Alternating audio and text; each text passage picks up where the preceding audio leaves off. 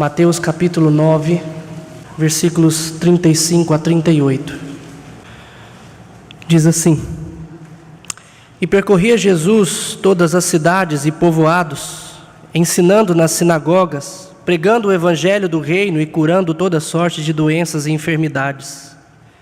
Vendo ele as multidões, compadeceu-se delas, porque estavam aflitas e exaustas como ovelhas que não têm pastor. E então se dirigiu a seus discípulos: A seara, na verdade, é grande, mas os trabalhadores são poucos. Rogai, pois, ao Senhor da seara, que mande trabalhadores para a sua seara. Vamos falar mais uma vez com o nosso Deus. Curve suas cabeças. Pai, nós estamos diante da Tua palavra, prontos a ouvi-la. E por isso eu peço ao Senhor que capacite o Teu servo a falar aquilo que o Senhor tem para nós, a explicar a Tua palavra, ó Deus, para que seja entendida pela Tua igreja. Peço também, ó Deus, que dê sabedoria e força a nós para entendê-la e aplicá-la na nossa vida. É a minha oração em nome do Senhor Jesus. Amém. Você e eu, juntos na seara do Senhor Jesus. Quando o Senhor veio ao mundo, Ele veio com um propósito de buscar e salvar o perdido. E Ele veio fazer isso vivendo entre nós, vivendo uma vida que nós vivemos, mas sem pecar como nós pecamos. E então poder vencer todos esses desafios e entregar a sua vida na cruz, um justo dando a vida por um injusto. E assim o sangue do justo pagar o preço pelo pecado de todos aqueles que são injustos, eu e você. E dando a sua vida naquela cruz, Cristo paga as nossas dívidas. É o que Ele diz quando Ele está morrendo e diz: Pai, está consumado, ou seja, está pago. A Bíblia nos diz que Ele morreu por causa dos nossos pecados e ressuscitou por causa da nossa justificação, para que Deus pudesse então declarar justo todo aquele que crê em Cristo Jesus. Então Ele veio buscar e salvar o perdido, mas nós somos salvos quando nós cremos no que Ele fez. Mas como vamos crer se não ouvimos? E como vamos ouvir se não há quem pregue? E por isso Jesus, já pensando em tudo isso, Ele vem à terra e no período que Ele está aqui, Ele chama trabalhadores.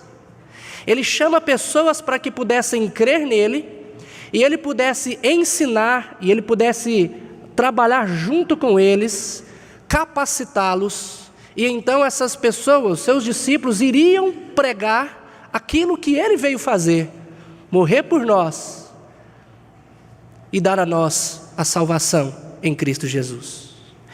E quando nós olhamos para os evangelhos, nós podemos perceber isso. Os evangelhos não são meras biografias de Jesus. Embora seja necessário que eles narrem coisas que Jesus fez, ensinamentos de Jesus, particularidades de Jesus, esse não é o propósito, mas o propósito é mostrar a obra do Senhor Jesus, o que Ele veio fazer e nos ensinar, e mostrar que Ele é o Messias prometido no Antigo Testamento, que Ele é aquele de quem nós lemos em Isaías 37, que Deus faria uma só nação e traria um rei e um pastor, que reuniria o seu povo, para assim habitar com Ele eternamente e não mais seriam dispersos pelo mundo. Então, quando nós olhamos os evangelhos, nós vemos isso. E ao ler o livro, o Evangelho de Mateus, nós podemos perceber que Jesus então chama os seus discípulos, ensina os seus discípulos a respeito dele, a respeito do reino, a respeito da seara. E quando Ele ensina a respeito da seara, é o mundo. É onde nós vivemos, os campos que estão aí para ser ceifados.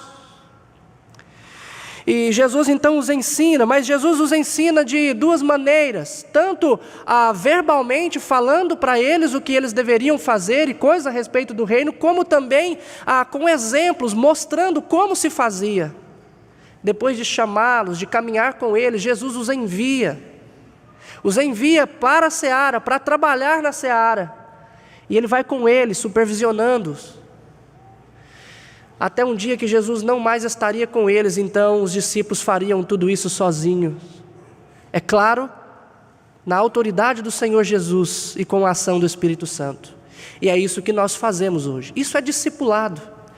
Vocês que já fizeram curso com o reverendo Erickson, sabem muito bem do que estou falando. Se você ainda não fez, procure-o. Ele é quem cuida dessa área de discipulado na igreja.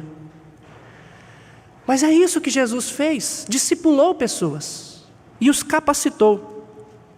E esse texto que nós lemos aqui é um texto muito importante para nós entendermos o que é trabalhar na seara do Senhor, o que é a seara do Senhor. Porque esse texto, ele é tanto um resumo do que o Senhor nos diz, do que Mateus registra anteriormente, como uma introdução daquilo que vem depois. Antes disso, Mateus nos mostra a pregação de Jesus, o ensino de Jesus, as curas de Jesus. E depois desse texto, Mateus começa a nos mostrar o que Jesus diz aos seus discípulos: vão e façam, vão e preguem, vão e ensinem, vão e curem.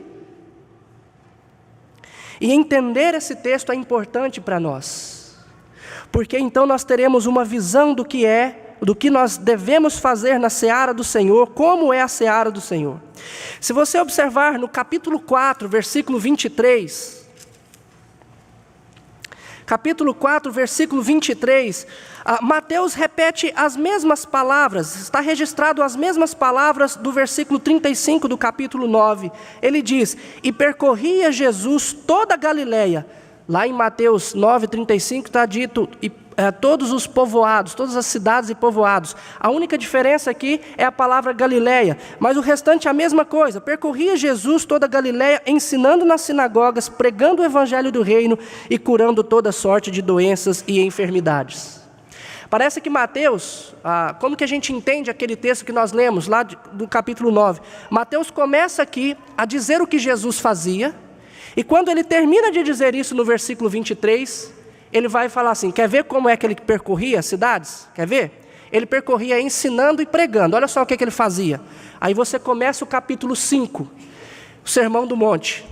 E nós vemos a pregação de Jesus, nós vemos os ensinos de Jesus, até no final do capítulo 7. Quando termina o Sermão do Monte. O fim do Sermão do Monte, a partir do versículo 28 do capítulo 7. E inicia o capítulo 8 mostrando o quê? As curas de Jesus. E ele começa a falar da cura de um leproso, a cura do criado de um centurião, a cura da sogra de Pedro. Tem alguns maldosos que dizem que é por isso que Pedro negou a Jesus, por ter feito isso daqui. Mas perceba que ele vai mostrando as curas, os milagres de Jesus. E depois de mostrar a pregação, os ensinos e as curas, no capítulo 9, versículo 35, ele retoma o que ele tinha dito lá no capítulo 4. E percorria Jesus todas as cidades e povoados, pregando, ensinando nas sinagogas, pregando o evangelho do reino e curando toda sorte de doenças. E então nós estamos agora, depois de nós vermos o que Jesus fez, vermos o que Jesus falou, agora nós podemos então meditar nesse texto, que nos ensina algumas verdades, meus queridos, que são importantíssimas para você e eu, que somos chamados a trabalharmos na seara do Senhor. E a primeira verdade que é importante é que esse texto nos ensina como devem ser as nossas ações. Versículo 35 diz o que Jesus fazia. E Ele, como sendo o nosso exemplo de como nós devemos fazer, então nós devemos olhar para as suas ações, porque são elas que devem direcionar o que nós devemos fazer ou deixar de fazer na seara. E ele diz aí que ele percorria ensinando, pregando e curando. Ensinar é você pegar aqueles que sabem de alguma coisa, já ouviram falar, e você corrigir aquilo que eles entendem de errado. É por isso que nós temos estudos bíblicos, é por isso que nós temos a escola dominical, é por isso que nós temos várias classes de ensino para corrigir muitas coisas que nós lemos na Escritura, não compreendemos, ou muitas vezes nós lemos e compreendemos de maneira errada. Ainda mais nos nossos dias, que estão aí pela cidade espalhados tantas igrejas que têm ensinado um evangelho que na verdade não é evangelho. E o que Jesus fazia era exatamente isso. Ele chegava nas sinagogas e dizia para os fariseus, dizia para os escribas, para os doutores da lei, que estavam interpretando de maneira errada, ele dizia: não, é assim que se faz, é assim que nós devemos agir. Vocês fazem isso, mas vocês deveriam também fazer aquilo. E Jesus abria as Escrituras, lia as Escrituras para aquele povo que conhecia e corrigia, ensinava como que eles deveriam fazer. Isso difere um pouco de pregar o Evangelho do Reino, porque enquanto o ensino está mais voltado para aqueles que conhecem, têm uma ação errada ou um entendimento errado, a proclamação ou proclamar algo significa fazer conhecido o que não é conhecido, é anunciar boas novas. É quando alguém não tem o conhecimento de algo e você então leva o conhecimento a ele. E Jesus fazia isso, ele proclamava que ele era o Messias. Foi isso que João Batista também veio fazer, apontar para ele e dizer: ele é o Cristo, ele é aquele que foi prometido. Então, as nossas ações precisam ser tanto ensinar, corrigir aquilo que é errado, quanto também anunciar a pessoas que não conhecem. E tudo isso tem a ver com a obra de Cristo, com a pessoa de Cristo, com o Evangelho do Reino. Ensinar e pregar e anunciar para aqueles que não conhecem. Talvez isso a igreja tem feito muito. Mas não é somente com essa parte espiritual de anunciar ao Senhor Jesus que nós devemos nos preocupar. Aqui o versículo 35 também diz que o Senhor ia curando toda sorte de doença. E aqui nós percebemos a importância do homem todo e não somente da sua parte espiritual. Nós não devemos nos importar somente com a pessoa ser salva e a receber o Senhor Jesus, mas nós também temos que preocupar com o seu dia a dia, com as suas enfermidades, com as suas necessidades cotidianas. É claro que muitas coisas nós aprendemos de Jesus com exemplo, outras coisas nós não podemos o seguir como exemplo. Por exemplo, ele ter ido para a cruz. Isso é algo que só Cristo podia fazer. E ele não é o nosso exemplo nisso, porque essa obra era somente dele. Mas ao nos ensinar a servir, ele é nosso exemplo, então nós temos que fazer como ele fez. Nessa questão de cura, nós temos também isso, temos que entender isso, porque o dom de curar, aquela pessoa que colocaria as mãos e ficaria curado, aquele que traria vista aos cegos, aquele que faria o coxo andar, o surdo ouvir, o mudo falar, esse era o Senhor Jesus, era o Messias. Quando nós olhamos em Isaías, nós vemos Isaías falando exatamente isso, que o Messias virá e vocês saberão que é Ele, porque os cegos verão, os surdos ouvirão, os coxos andarão. É por isso que quando nós olhamos para o Antigo Testamento, nós não percebemos muitas curas. Mas quando Cristo vem, Ele começa a fazer, e essas curas têm um ápice na pessoa dele. E quando Ele vai caminhando para a cruz, Ele vai deixando de assim fazer. E quando Ele morre, ainda tem algumas curas no Novo Testamento, mas depois isso se acaba. Por quê?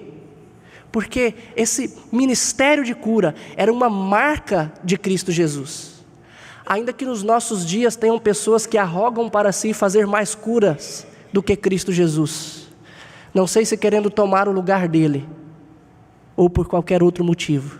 Mas o que nós aprendemos na Escritura é que esse ministério de cura era de Cristo. Então Cristo não nos traz isso como um exemplo que você e eu vamos determinar em nome de Deus que as pessoas sejam curadas e isso vai acontecer. Mas mostra para nós que Cristo se importava com o homem todo, não somente com a parte espiritual. Embora nós não podemos curar as pessoas dessa maneira, nós podemos orar por elas, nós podemos estender as mãos por elas, nós podemos ajudá-las. Pessoas que estão sentindo fome, ao nosso redor tem muitos assim. Talvez você conheça pessoas que passem por dificuldades e você às vezes esquece dessa parte. E as Escrituras vão nos corrigir sobre isso. Você não pode dizer ao seu irmão que tem necessidade, eu vou orar por você, vá em paz. Não, você precisa ajudá-lo. Então nós precisamos ser sensíveis também com o homem todo. E o que nós aprendemos aqui então é isso, meus irmãos, que nós precisamos preocupar em ensinar, pregar e cuidar das pessoas.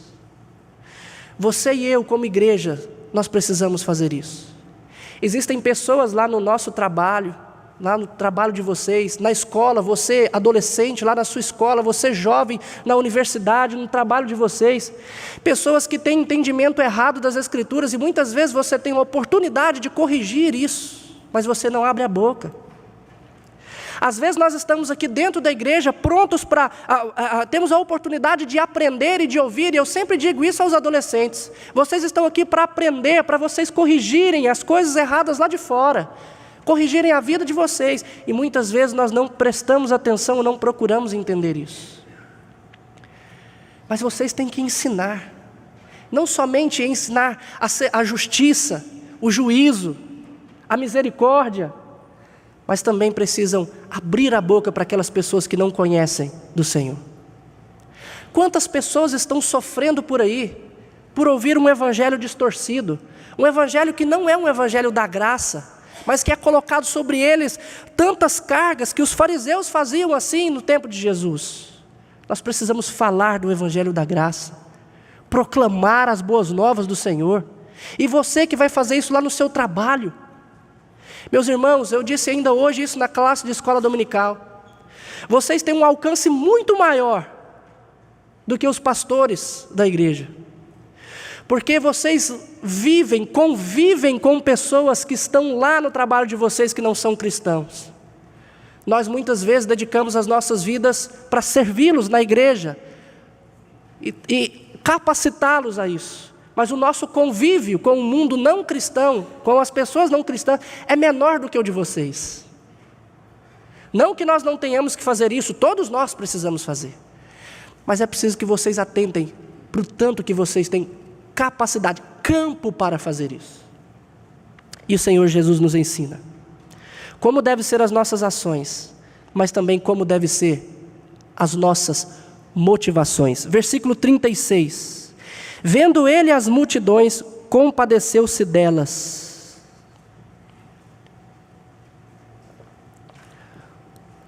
Compadecer é padecer com alguém, é padecer junto com a pessoa. Compadecer é sentir a fome daquele que também tem fome. Isso é importante nós entendermos, porque nós podemos fazer a coisa certa, mas com a motivação errada. É possível ainda a gente abençoar a vida de alguém e mesmo assim não receber a bênção de Deus, não ser abençoado por Deus, por ter tido no nosso coração a motivação errada. Paulo diz lá em 1 Coríntios capítulo 13, que ainda que ele entregasse os seus bens aos pobres, ainda que ele oferecesse o seu corpo para ser queimado, se não tivesse amor, nada disso teria valor. Então o que deve nos motivar a fazer algo pelos outros, ou ensinar na igreja, a aprender a ser um professor de escola dominical, a ser um pregador da palavra, a ser alguém que ensine as outras pessoas, não pode ser querer aparecer, ou ter algo maior na igreja, não pode ser querer ser visto pelos outros, jamais. Eu não devo ajudar uns aos outros, servir uns aos outros, para receber algo de Deus, mas eu tenho que fazer isso olhando para outra pessoa e se compadecendo dela. Ao ajudar alguém, eu não posso abrir a mão simplesmente porque é minha obrigação, mas eu preciso sentir o que ela sente. É isso que Jesus nos ensina. Quando nós vamos corrigir alguém, nós devemos corrigir sentindo a dor daquela pessoa. Eu sempre digo aos pais que quando eles vão corrigir os filhos, eles têm que fazer em um momento que eles sentem a dor dos filhos. Não com ira. A correção que é feita com ira está errada. Quando nós vamos corrigir um irmão, nós precisamos corrigi-lo pensando nele também. Me lembro de uma vez que uma irmã pediu para eu corrigir uma outra irmã por algo que ela tinha feito. E eu perguntei, por que você quer que eu corrija ela? E ela então me deu 4 razões. Dessas 4 razões, todas estavam relacionadas com a pessoa que pediu, que fez o pedido, e com outros terceiros. E então eu perguntei, mas e qual a razão que eu devo corrigi-la? Qual a razão, pensando na própria pessoa que vai ser corrigida? E ela então não soube me dizer. Mas porque ela não pensava na pessoa que estava para ser corrigida.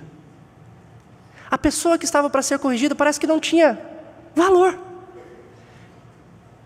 E então eu tentei mostrar naquele momento que muitas vezes aquela pessoa precisava ser corrigida mesmo.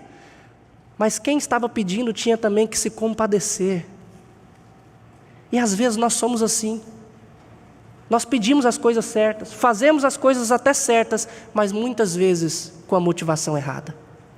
Jesus olhava para aquelas pessoas e se compadecia delas. Por isso, Ele as ensinava, Ele pregava o Evangelho, Ele curava.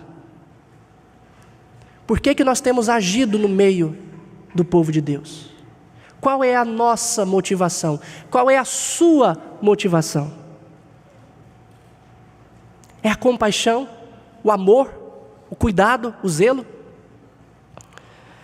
Aqui o Senhor diz que, Mateus diz que o Senhor se compadecia delas porque elas estavam aflitas e exaustas como ovelhas que não têm pastor. Lá em Ezequiel capítulo 34, a partir do versículo 3, Ezequiel registra que o Senhor estava bravo, irado com os pastores, porque os pastores deixavam as suas ovelhas, não cuidavam delas, não buscavam as desgarradas, não curavam as que necessitavam ser curadas. Gente, quando nós olhamos ao nosso redor, nós vemos um monte de pessoas desse jeito. Pessoas que estão machucadas, pessoas que estão aflitas, estão exaustas de tanto peso que é colocado sobre elas. E nós vemos pastores, pessoas que se dizem apóstolos, pessoas que se dizem líderes cristãos, fazendo isso com as ovelhas. E nós que conhecemos o Evangelho da graça, que estamos próximos, precisamos nos compadecer dessas pessoas.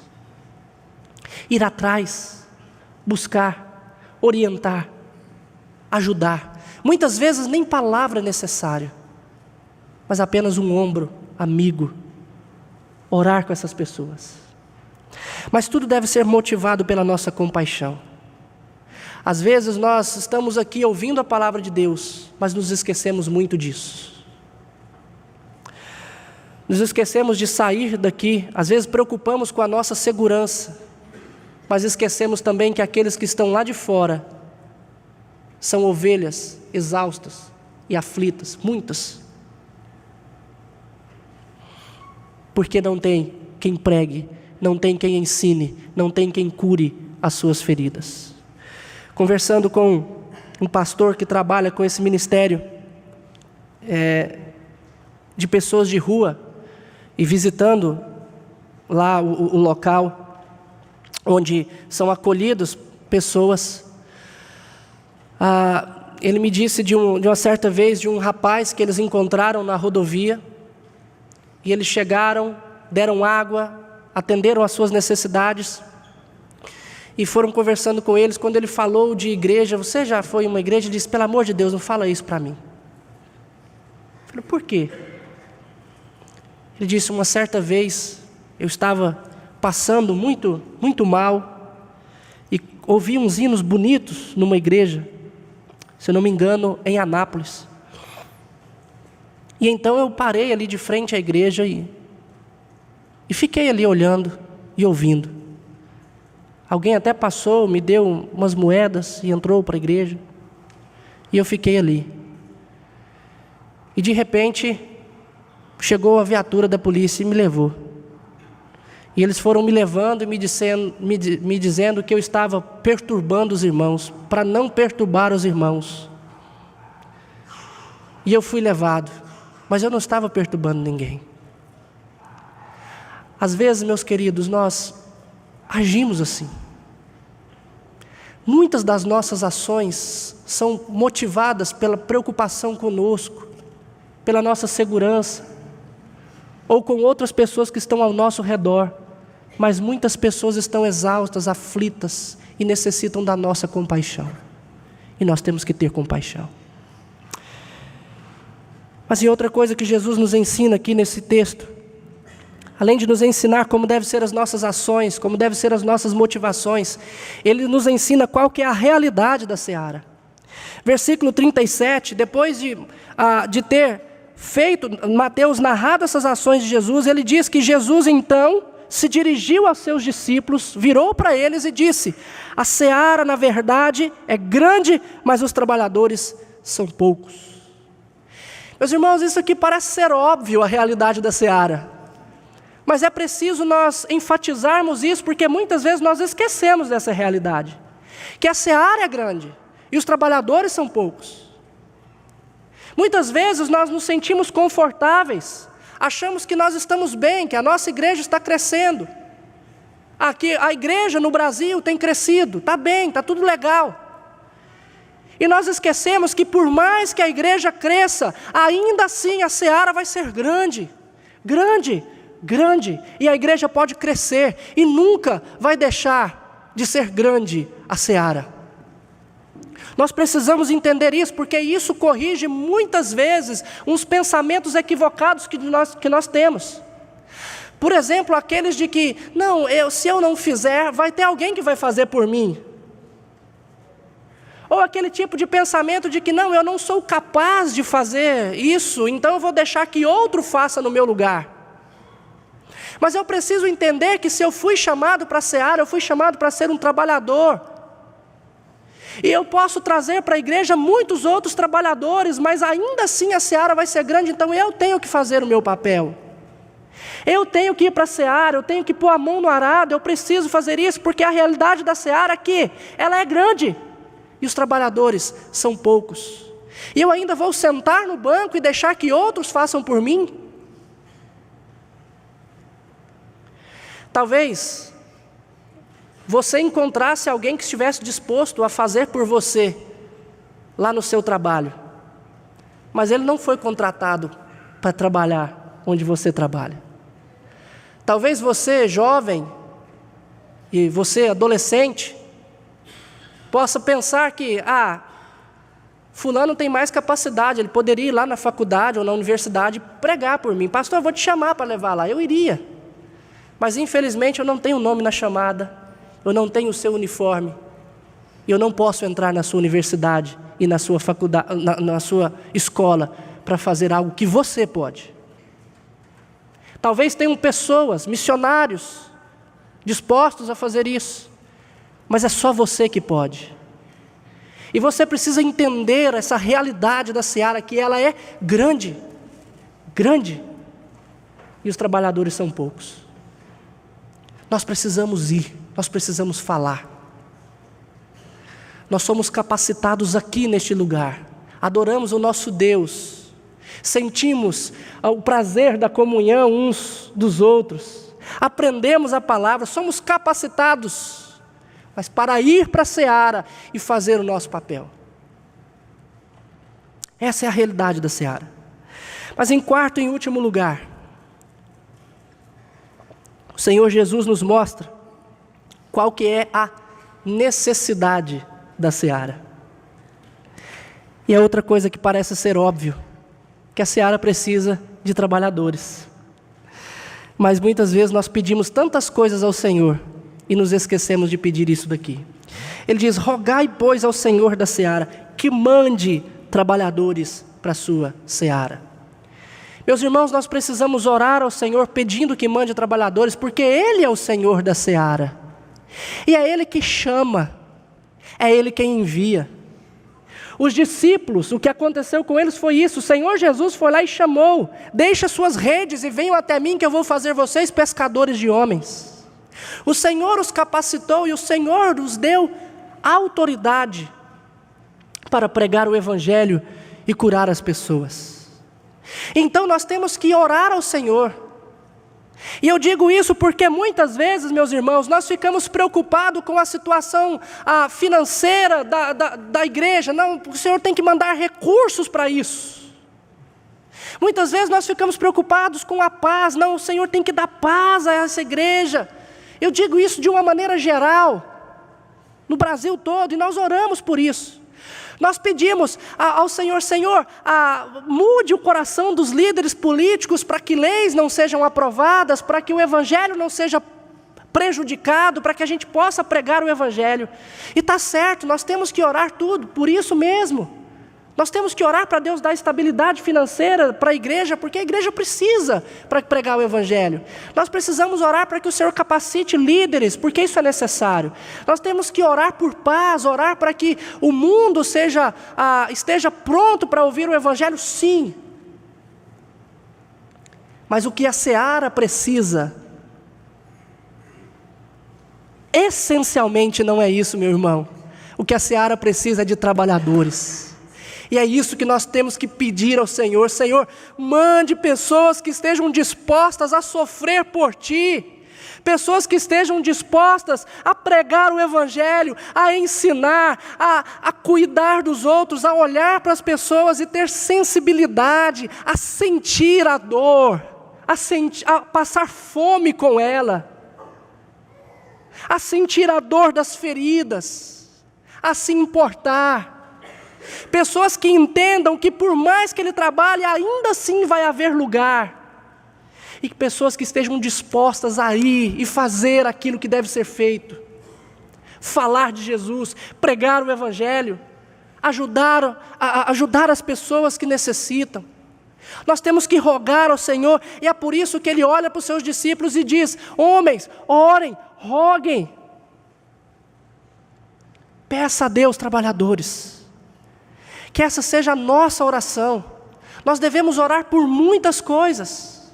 Orar por paz no mundo, por paz na igreja, por estabilidade financeira, não é errado e nós precisamos fazer isso. Mas nós jamais podemos nos esquecer que a principal coisa que nós temos que orar é para que o Senhor mande trabalhadores para a sua seara. Porque a seara é grande, mas os trabalhadores são poucos. Mas, meus irmãos, esses são ensinamentos que nós vimos nesse texto. São ensinamentos que nós precisamos entender para que nós possamos colocar em prática nas nossas vidas. E eu quero terminar dizendo o que vem depois disso. Nós aprendemos quais devem ser as nossas ações, por que nós devemos agir assim, quais as nossas motivações. Sabemos que a seara é grande e que ela precisa de trabalhadores. Mas e aí? Talvez os discípulos também tivessem perguntado isso para o Senhor Jesus. Sim, Senhor, entendi. Tá certo. E agora? E agora? Olha o que diz no capítulo 10. Somente alguns versículos. Versículo 1. Tendo chamado os 12 discípulos, deu-lhes Jesus autoridade sobre espíritos imundos para os expelir e para curar toda sorte de doenças e de enfermidades. Versículo 5. A estes 12 enviou Jesus, dando-lhes as seguintes instruções. Versículo 16. Eis que eu vos envio como ovelhas para o meio de lobos. Meus irmãos,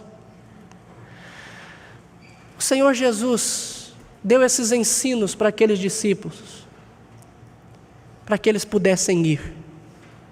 Quando o Senhor Jesus disse a eles: orai, rogai ao Senhor para mandar trabalhadores para a sua seara, Ele não disse rogai ao Senhor para que mande trabalhadores lá para a seara. Ele disse: rogai ao Senhor para que mande trabalhadores aqui para a seara, porque eu tenho que estar na seara. Mande companheiros para mim, para eu trabalhar, para eu fazer.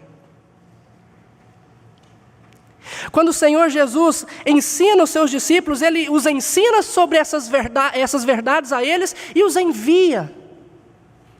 Agora vão. Você e eu, na seara do Senhor Jesus, nós aprendemos essas verdades que são importantíssimas, mas nós não podemos ficar aqui, porque eu tenho certeza, meu irmão e minha irmã, que assim como o Senhor Jesus ensinou aqueles discípulos para os enviar, da mesma maneira, através do que foi registrado por Mateus, está sendo falado aqui. Eu acredito que o Senhor nos ensina todas essas coisas, para que nós possamos aprender, entender e ir. E o que eu tenho para dizer para você e para mim é: vamos. Porque nós já sabemos o que é necessário. Vamos.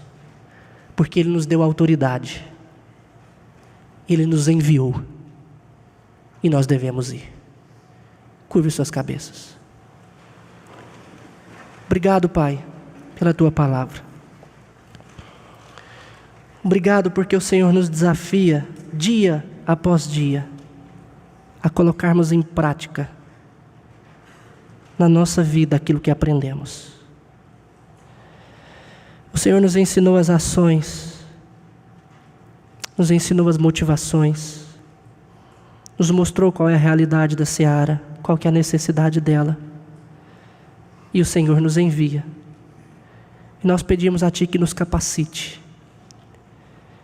Que o Senhor não nos deixe acomodar, mas que o Senhor nos incomode com a ação santa do Espírito Santo, para que nós possamos fazer aquilo que a seara precisa.